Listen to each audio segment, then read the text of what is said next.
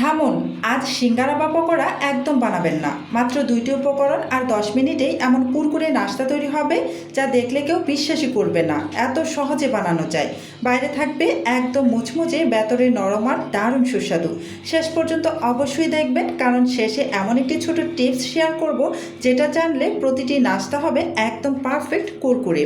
প্রথমেই একটি বাটির মধ্যে মেজারমেন্ট কাপে মেপে ১ কাপ পরিমাণ আটা আর স্বাদ অনুসারে লবণ, ১ চা চামচ পরিমাণ চিনি দিয়ে ভালো করে নাড়াচাড়া করে মিশিয়ে নিচ্ছি। খুব ভালো করে নেড়েচেড়ে মিশিয়ে নিয়ে এর মধ্যে দিয়ে দিলাম ১ টেবিল চামচ পরিমাণ তেল। তেলটা দেওয়ার পর হাতের সাহায্যে এবার খুব ভালো করে আটার সাথে ময়াম দিয়ে নিচ্ছি। খুব ভালো করে কিন্তু ময়াম দিয়ে নিতে হবে।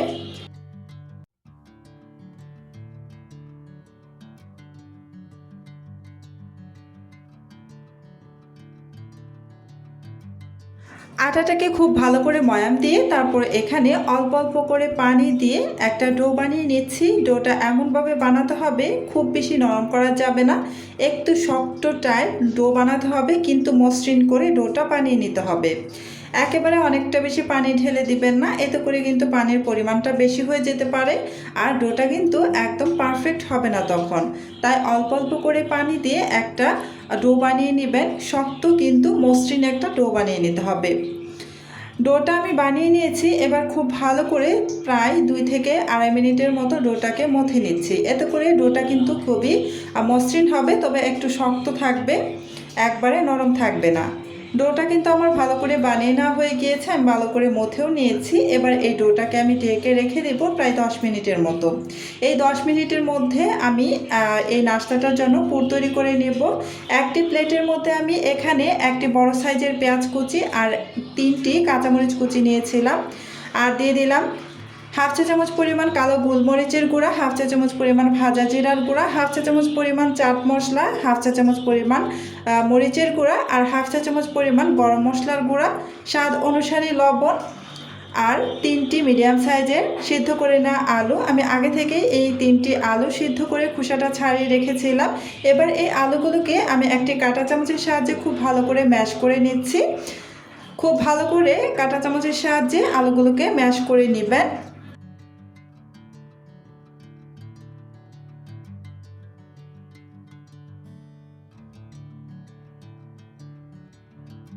আলুগুলোকে খুব ভালো করে ম্যাশ করে নিয়েছি। এবার আমি হাতের সাহায্যে খুব ভালো করে কিছুক্ষণ মেখে নেব, কারণ চামচের সাহায্যে ভালো করে মাখানো যাচ্ছে না, সব কিছু ভালো করে মিশিয়ে নিতে হবে। তাই আমি হাতের সাহায্যে খুব ভালো করে সব কিছু খুব ভালো করে মিশিয়ে নিচ্ছি।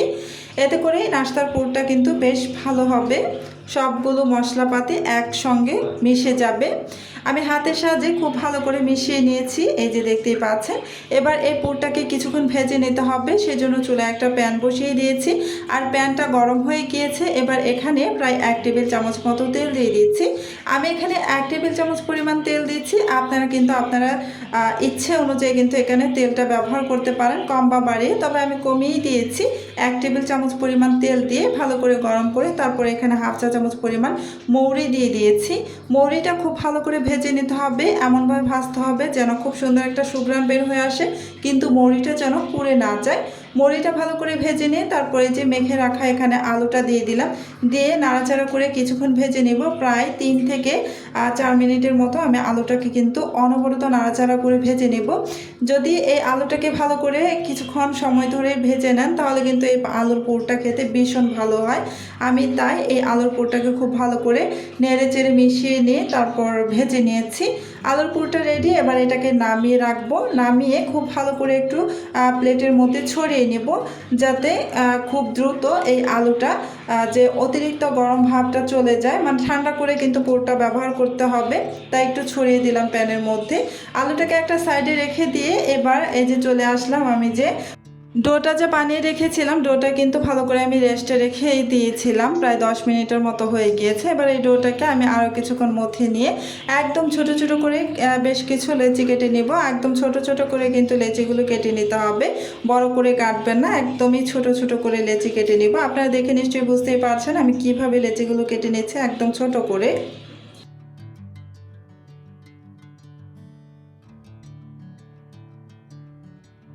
এবার একটি লেচি দিয়ে আমি একটি ছোট সাইজের রুটি বেলে নিব। আমি সামান্য একটু আটা ছিটিয়ে দিয়ে রুটিটা বেলে নেব। একদম ছোট সাইজের কিন্তু রুটিটা বেলে নিতে হবে, একদম পাতলা করে রুটিটা বেলে নেব। তো এই যে দেখতেই পাচ্ছেন রুটিটা আমি বেলে নিয়েছি। এভাবে কিন্তু আমি সবগুলো রুটি বেলে নিব, তবে একদম গোল হতে হবে না, মানে একরকমভাবে বেলে নিলেই হলো। যাই হোক, একটি রুটি আমার বেলে না হয়ে গিয়েছে, আমি আরও একটি রুটি বেলে নিচ্ছি। তো আমি আবারও কিছুটা আটা ছিটিয়ে দিয়েছি, দিয়ে আমি রুটিটা বেলে নিচ্ছি। এভাবে সবগুলো রুটি আমি বেলে নিব।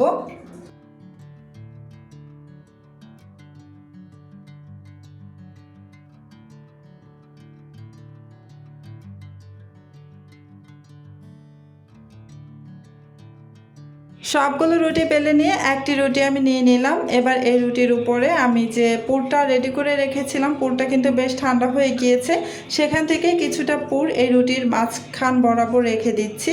আমি প্রায় 1.5 চামচের মতো চা চামচ দিয়ে 1.5 চামচের মতো পুর দিয়ে এই যে মুখটাকে কিভাবে সিল করে নিচ্ছে আপনারা ভিডিওতে দেখে নিশ্চয়ই বুঝতেই পারছেন।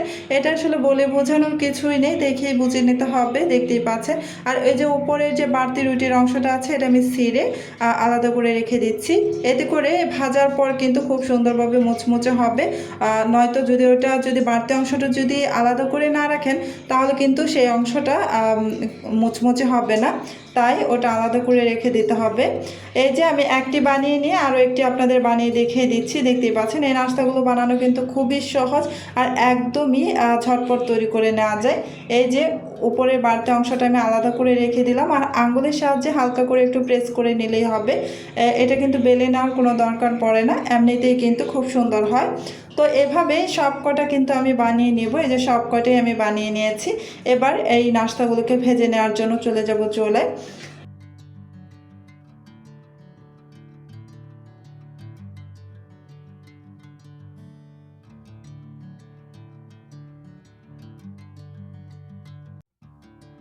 চুলায় আমি একটি প্যান বসিয়ে প্যানের মধ্যে বেশ খানিকটা তেল দিয়ে দিয়েছি। আমি এই অনেকটা পরিমাণ তেল লাগবে এটা ভাজার জন্য। তো এই তেলটা দিয়ে ভালো করে গরম করে তারপরে এই নাস্তাগুলো কিন্তু দিয়ে দিয়েছি। আর তেলটা কিন্তু অবশ্যই খুব বেশি আঁচে দিয়ে গরম করবেন না, এতে করে কিন্তু এই নাস্তাগুলো ক্রিস্পি হবে না, মানে মুচমুচে কুরকুরে হবে না।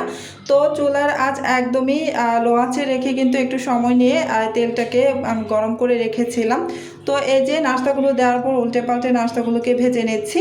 যখন এই যে কিছুক্ষণ উল্টে পাল্টে নেবেন, তখনই দেখতে পারবেন যে নাস্তাগুলো খুব সুন্দরভাবে ফুলে উঠবে। আর একটু সময় নিয়ে ভাজলে এই নাস্তাগুলো কিন্তু একদম কুরকুরে হয়, একদম মুচমুচে কুরকুরে হয়। এই যে নাস্তাগুলো ভাজা হয়ে গিয়েছে, আমি এগুলোকে উঠিয়ে নিচ্ছি। খুব সুন্দরভাবে কিন্তু ফুলে উঠেছে, আপনারা দেখে নিশ্চয়ই বুঝতেই পারছেন। সেমভাবে আমি সবগুলো নাস্তা ভেজে নেব। আপনারা নাস্তাগুলো কুরকুরে করার জন্য কিন্তু অবশ্যই চুলার আঁচ মিডিয়াম টু লো আঁচের মাঝামাঝিতে রেখে নাস্তাগুলোকে ভেজে নেবেন, এতে করে নাস্তাগুলো খুব সুন্দর কুরকুরে হবে। আমি আপনাদের একটি নাস্তা ভেঙে দেখিয়ে দিচ্ছি কতটা কুরকুরে হয়েছে, দেখে নিশ্চয়ই বুঝতেই পারবেন। এই যে দুই পাশে আমি আপনাদের দেখিয়ে দিলাম, এবার ভেঙে দেখিয়ে দিচ্ছি। দেখুন কতটা সুন্দর কুরকুরে হয়েছে নাস্তাগুলো, একদম। এই যে, তো বন্ধুরা আজকে এ পর্যন্তই। আল্লাহ হাফেজ।